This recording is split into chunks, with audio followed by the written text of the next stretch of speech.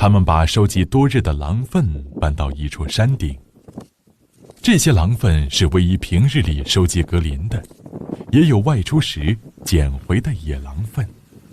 我们看见的那个狼，并不是所有狼粪都是灰白色，还是要取决于它吃的什么。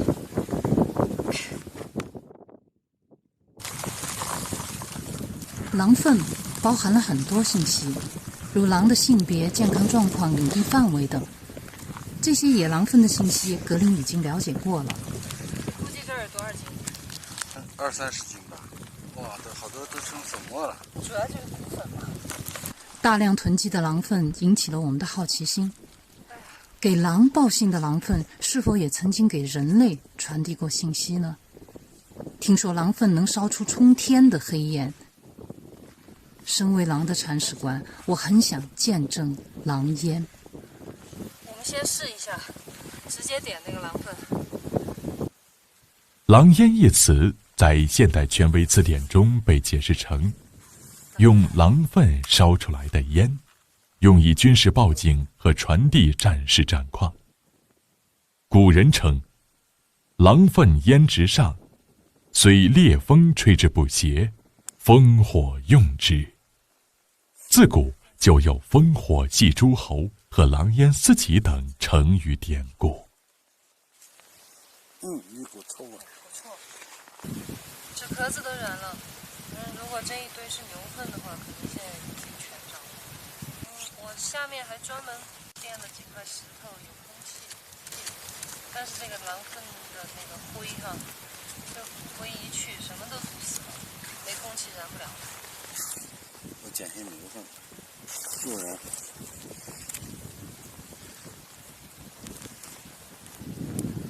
这瘆人。这会儿好像看着烟稍微大一点啊。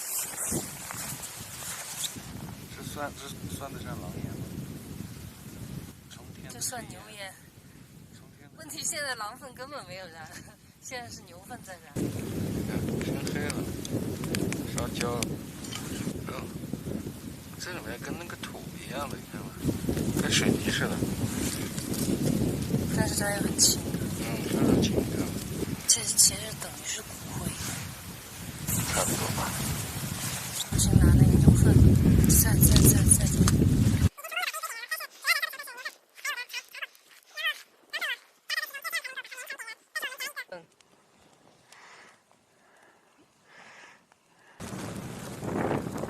这堆火生了有2个小时了吧？敌人打进紫禁城了吧？已经成功的把这一堆点燃了，但是主要燃烧的成分是牛粪，还有我的柴火。狼粪我夹杂在其中，只有这样才能够把它勉强点燃。但是我们夹一个火苗当中的狼粪，夹出来了以后连烟都不冒，离开好多就不冒烟了。也就是说它一点可燃的成分都没有。然后我们看烈火之下的狼粪还是原来的状态，灰白的，清白的那种烟，而且很淡，你飘一会儿马上就散了。今天还只是微风啊，没有黑烟。白烟，那就是我们平时做饭的烟。继续烧。从下午一直烧到落日，他们也没有点燃这堆狼粪。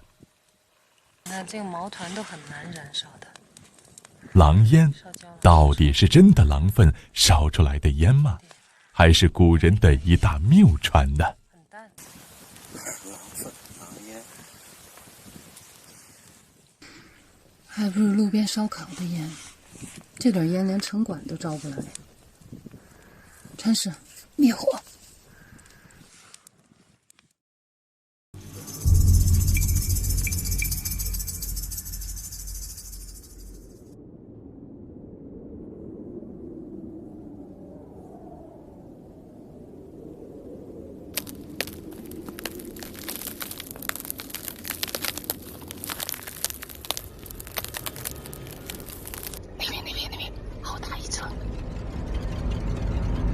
我说的没错。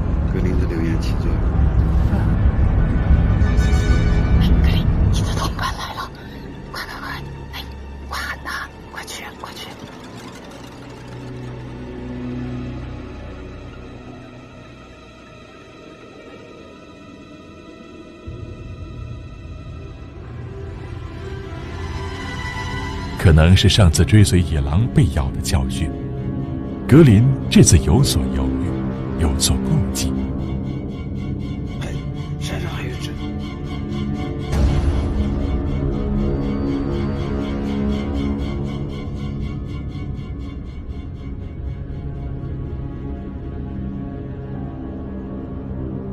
多日来的苦苦寻找，终于再次看到了野狼的影子，证明狼还在。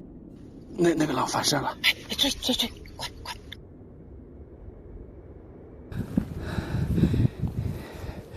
已经跑过山背后了，在那儿，你看到没有？看到没有？还那两只跑过去了，看见没有？已经过了那个黑疤了。看样子他们挺熟悉我们的，肯定观察我们很久了。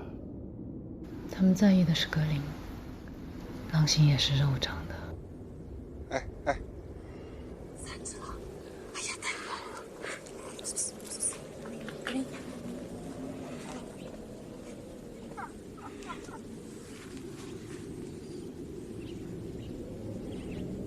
格林过去了，格林过去了。哎呀，太棒了！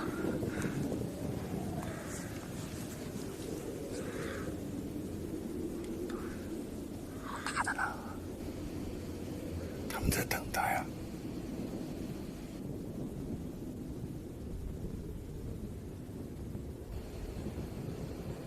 过去了，格林过去了。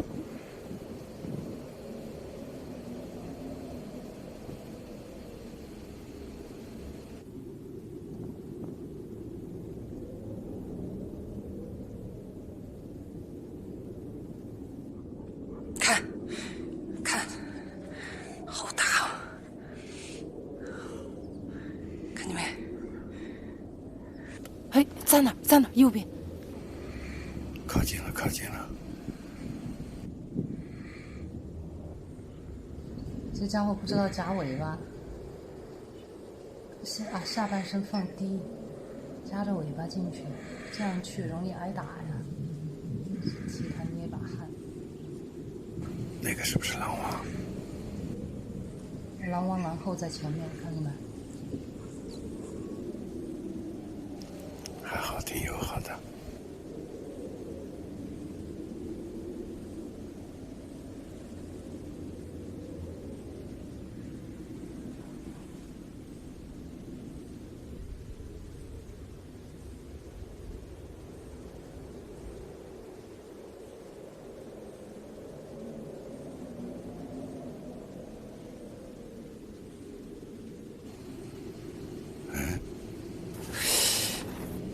再也散开了。不管怎么说，这一次没挨打就是胜利了，就已经赢了。他又回来了。上山入伙有那么容易吗？再看看。都接触一下嘛，我觉得希望还是蛮大的。他回来了。我跟过去看看。你把对讲机声音关小点啊，狼耳朵很尖的。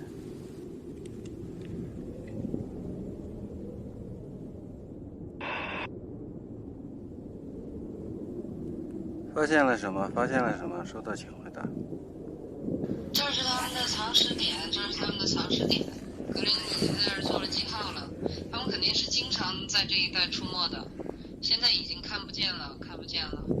但是喊一嗓子肯定能听见。他们要是不接受格林的话，我就天天过来喊山。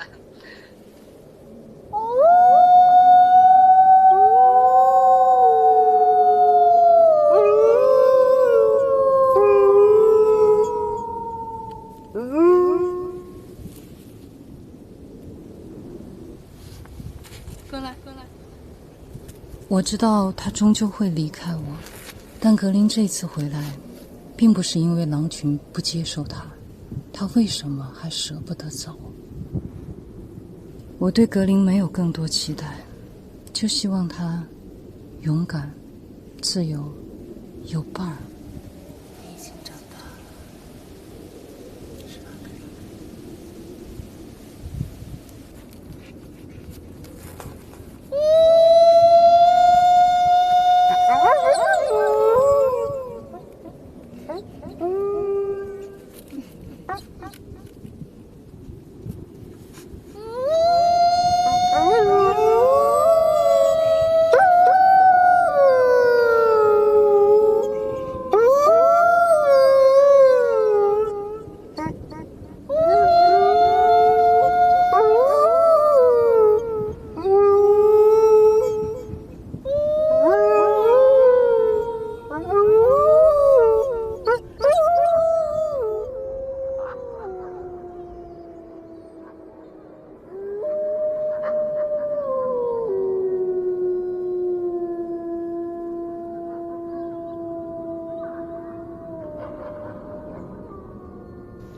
听，有回答。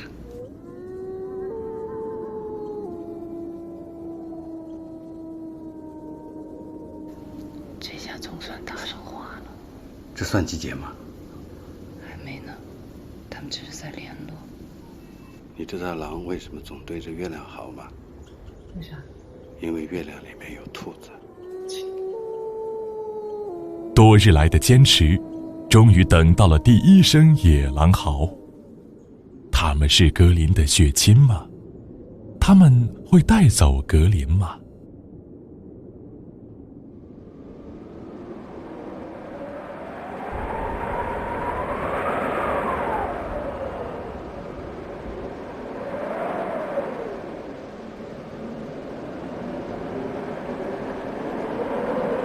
分不清是白天还是黄昏。美丽的若尔盖笼罩在一片沙尘之中，风沙裹挟着雪粒在无遮无拦的草原上肆虐着。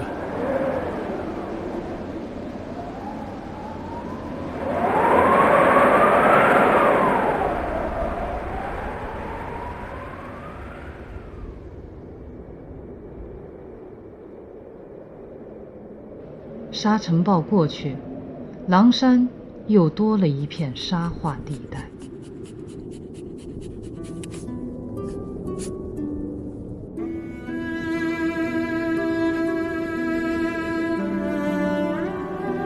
若尔盖湿地大草原是中国2大母亲河最大的天然蓄水池，储存着长江、黄河1/3的水量。每一个中国人喝的4杯水当中，就有1杯来自若尔盖。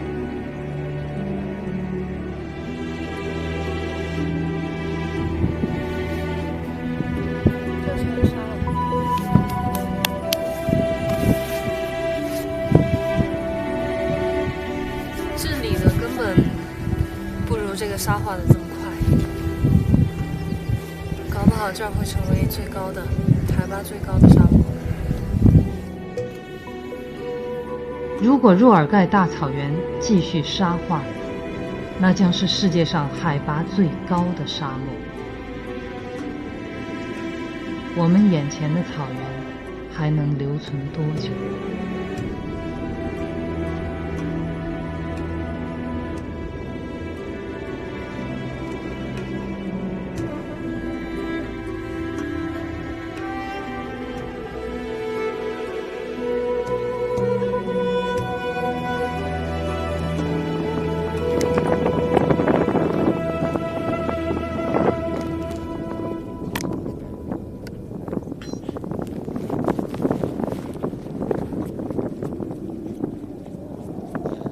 原本冷清的狼山地带突然热闹起来了，成群的牛羊占据了荒芜的狼渡滩。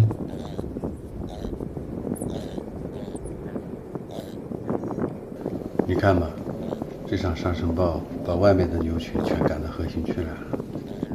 这是保护区啊，不允许在这儿放牧的。没人管了吗？你们咋到这儿来放牧呢？要是再跟不起嘛，就全部都杀走。这儿都没得草了的嘛。他们吃啥子？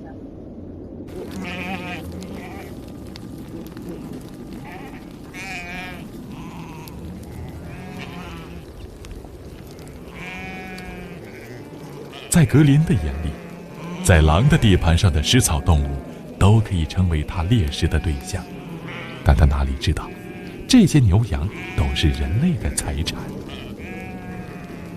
尽管格林现在还没有猎食牛羊的能力，然而没过几天，就连续有牧民找上门来了。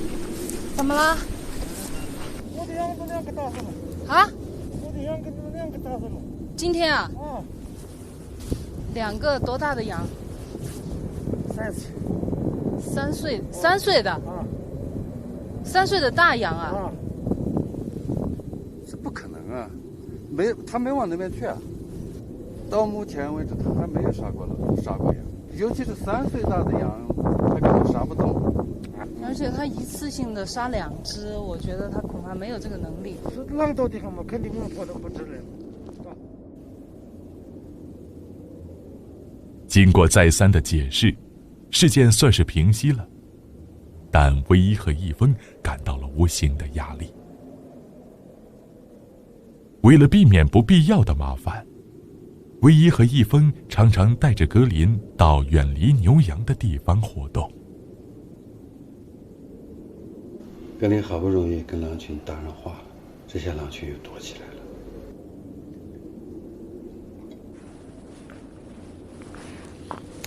我怕的是这儿还有一只狼没躲呢。他们家的羊到底谁杀的呀？又不是咱们格林干的，那是谁干的？野狼啊！所以啊，我们只要盯着这群羊，没准哪天野狼就来了。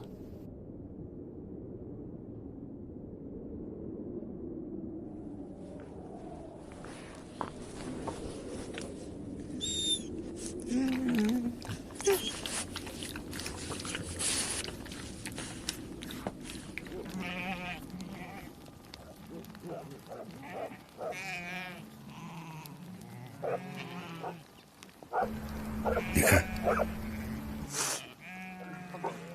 哎，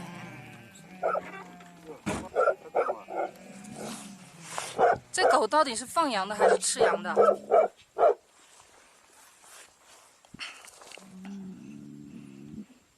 他们自家的狗还是哪家的狗？不知道，不认识。这条狗经常到我们小屋这儿来找吃的。尾巴是白的。啊，白尾巴。就上次咬我的就是那条狗。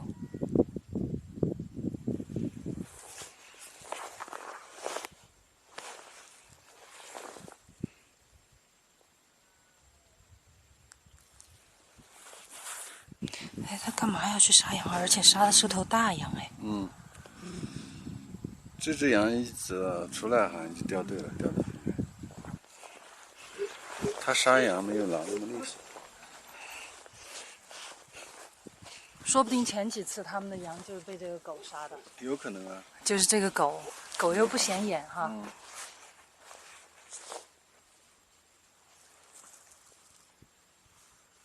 不要回头又说是我们格林杀的，你还真说不清楚。幸好我们拍到。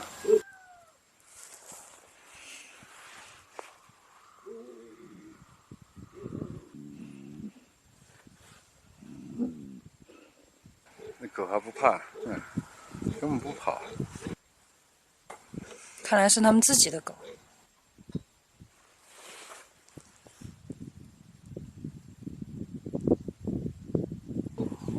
哇，船这么薄。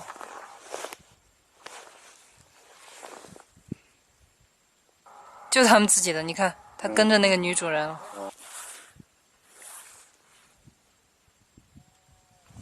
这才叫做家贼难防哈。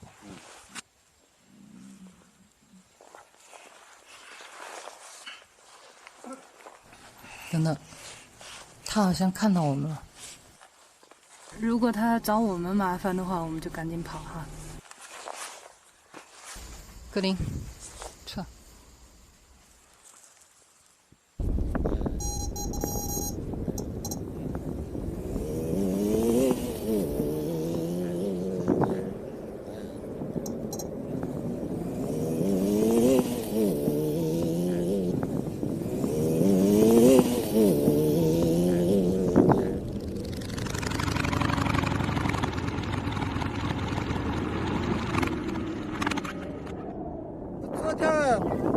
前天我吃了4个羊，吃了它啊，4个羊。前天可能。不是不是，我拿这个。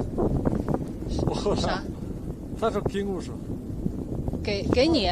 就是嘛，我那不行啊，那肯定不行。狼是属于这个草原的，不属于任何人的。10几个羊吃了。那不行，那不行。你说的10几个没有任何证据。那我跟你说，这个狼它是属于国家2级保护动物，是谁都没有权利带走它的。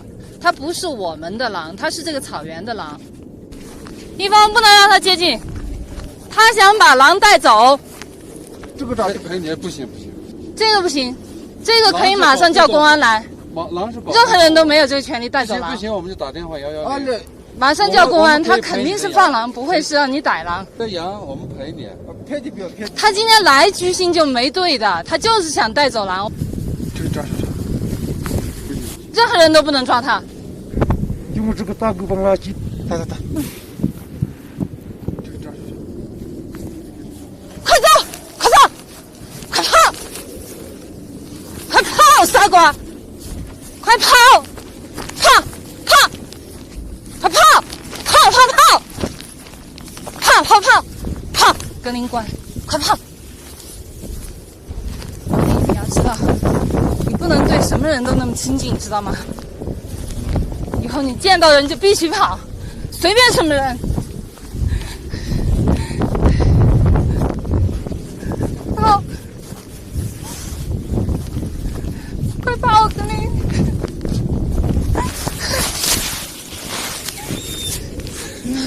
不要过来！跑！快跑！跑！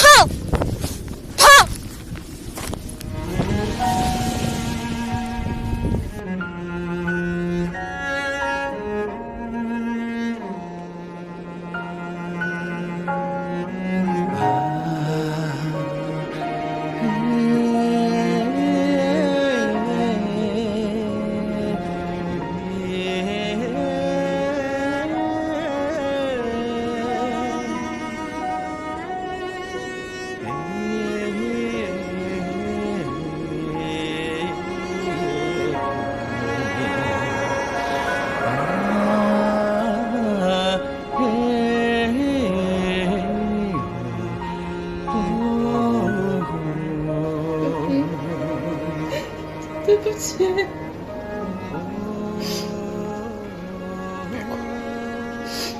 格林不会怪你的。我怕这样放出去他会死掉，我就想带着格林，能找到一个安全的地方，不被人打，能找到吃的，能好好的活着，就这样就好了。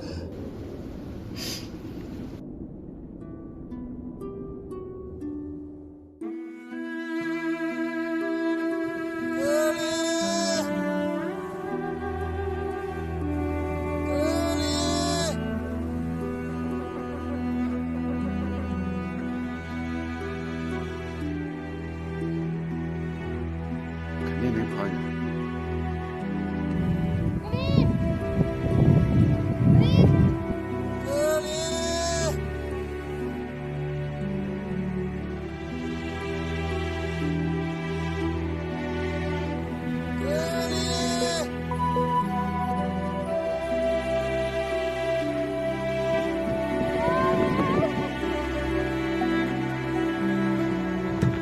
那边。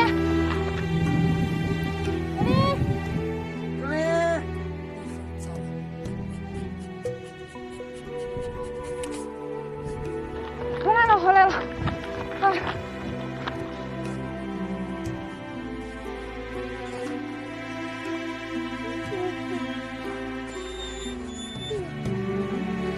这臭小子跑哪儿去了？妈妈好担心啊！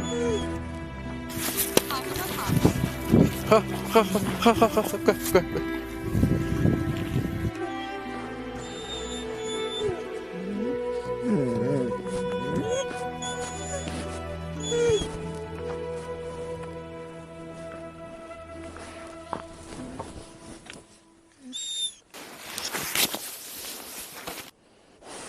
林啊，你要记住，以后妈妈叫你跑的时候，你必须马上跑，不要管妈妈，听见没？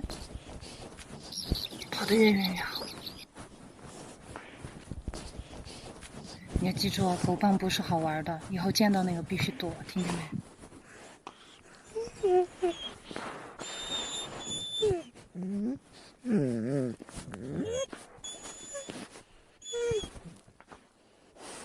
要慢慢看看上到哪儿了。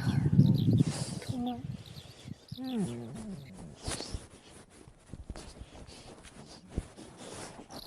到哪儿去找你这么笨的呢？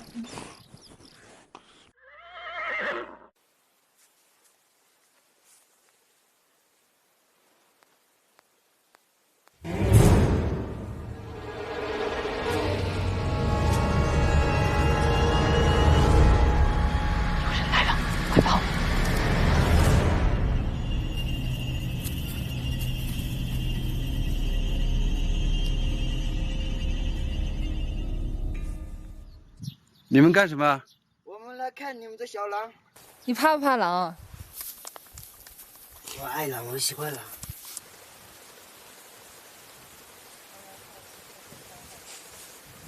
转了一圈回来了。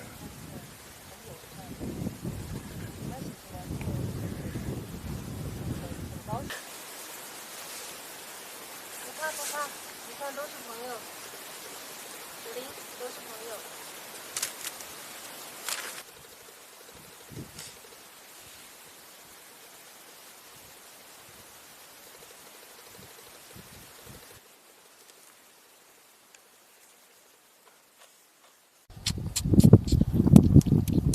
还要跟他走？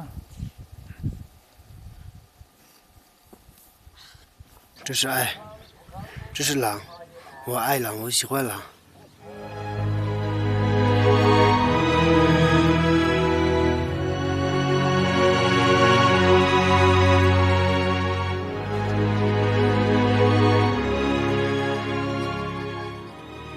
在牧区长大的孩子，虽然经常与狼打交道，但这样近距离的接触狼，接受一匹狼的舔吻，还是第一次。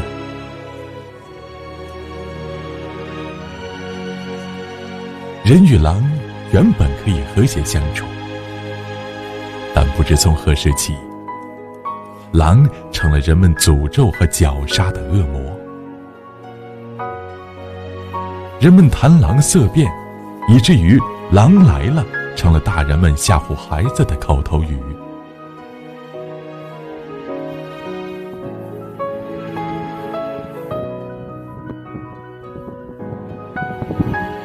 只要人不伤害狼，狼对人很友好。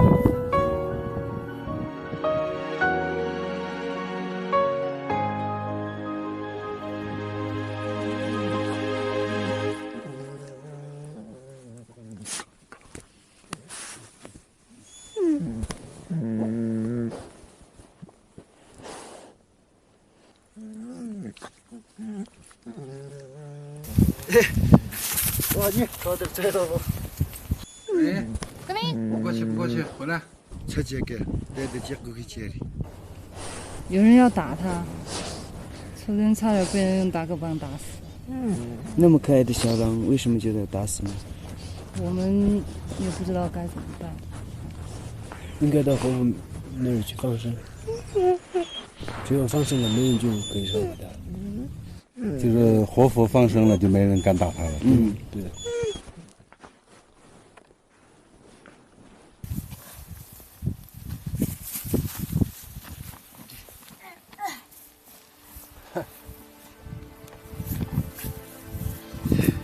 从此，格林认识了这对牧民小兄弟，也认识了他们这匹穿着马甲的老马。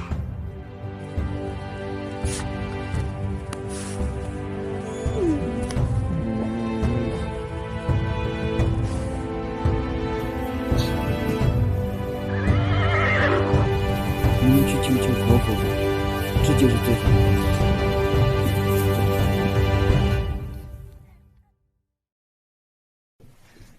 可能很多人都听说过狼孩的故事，国外一个纪录片所讲到的一个词儿，他用的是仁慈。他说狼是一种仁慈的动物，人和狼斗了这么多年，这么尖锐的矛盾，人可以说是狼最大、最凶险的天敌。当然，人是所有动物的公敌。人和狼的矛盾这么尖锐了，狼都还能够收养人类的孩子，所以我想，狼连人的孩子都能够接纳，更何况格林是他们自己的孩子。所以那个时候，我就守在狼山，我就死皮赖脸。狼群曾经好几次想把我们驱赶走，他们不会跟我们正面发生冲突，但是他们用一些什么方法呢？跑来探我们的营，然后把我们的气垫的那个床垫给放了气了，就是直接狼牙一扎，你能看到上面几个牙洞，然后它就放了气了。但是我们在我们的小屋附近的那个围栏上，小屋门口的围栏上，我们还装了一个监控，就是红外线的，可以在晚上拍到。我们还指望能够拍到这个狼群来探我们的营，我们看到底是什么样的狼。然后呢，但是这些狼它能够成功的躲过，哦，你在这儿装的监控，你想拍到我，别做梦了，你想多了。然后它能够绕过那个监控，但是它能够骚扰到你。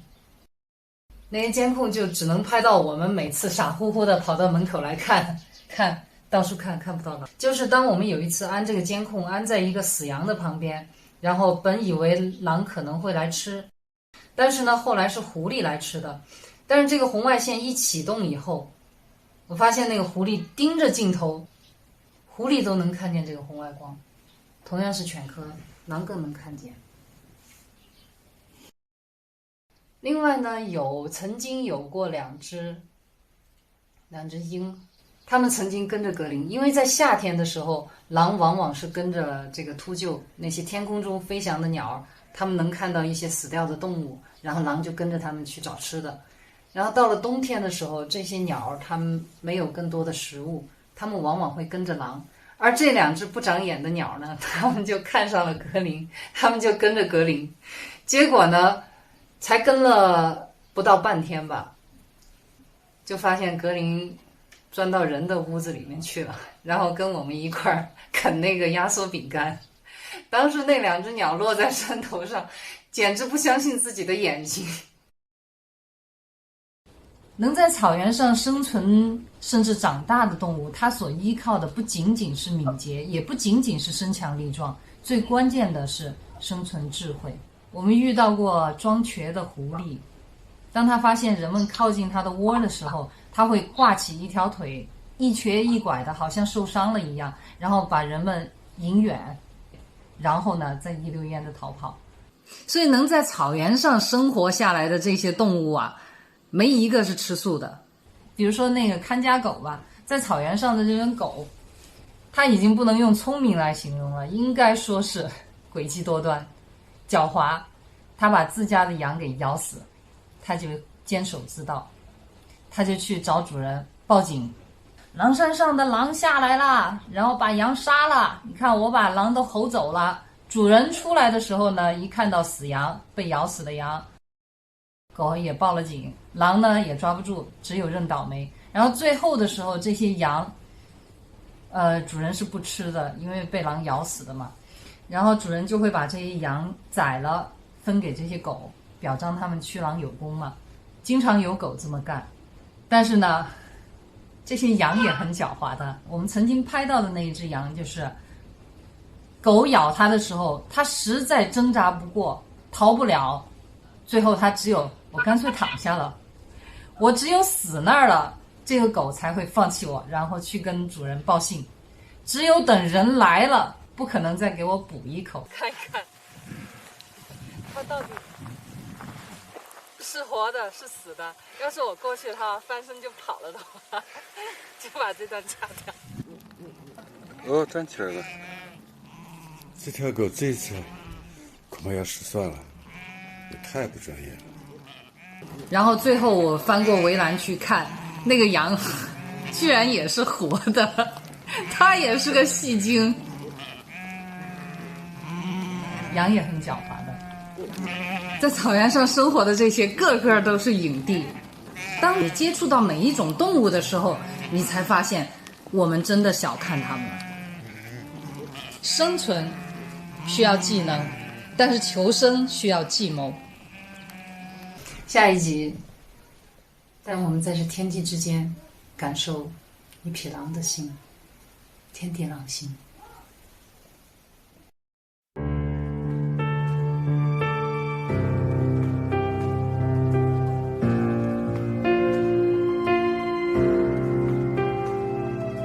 有人终将离开，雪花终将覆盖，遇见你那刻也是分离的开始，日暮会迎来散场，昙花会终将绽放，盛开那刻是消失的开始，遗憾堆砌成莫忘。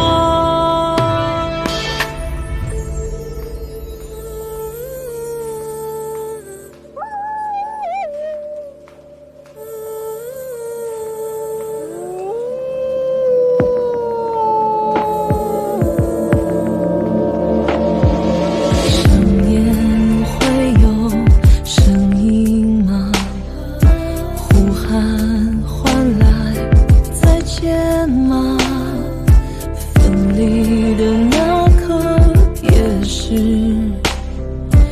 遇见的开始，日暮会迎来散场，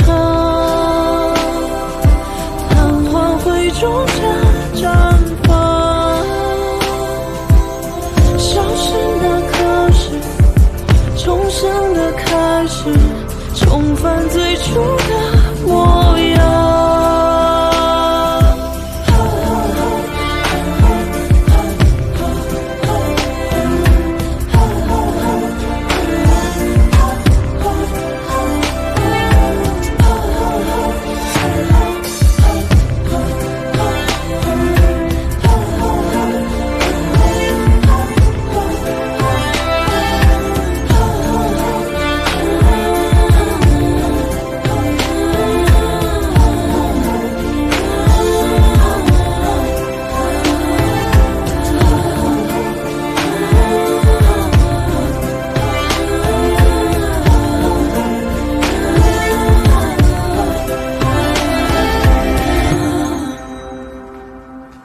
有人终将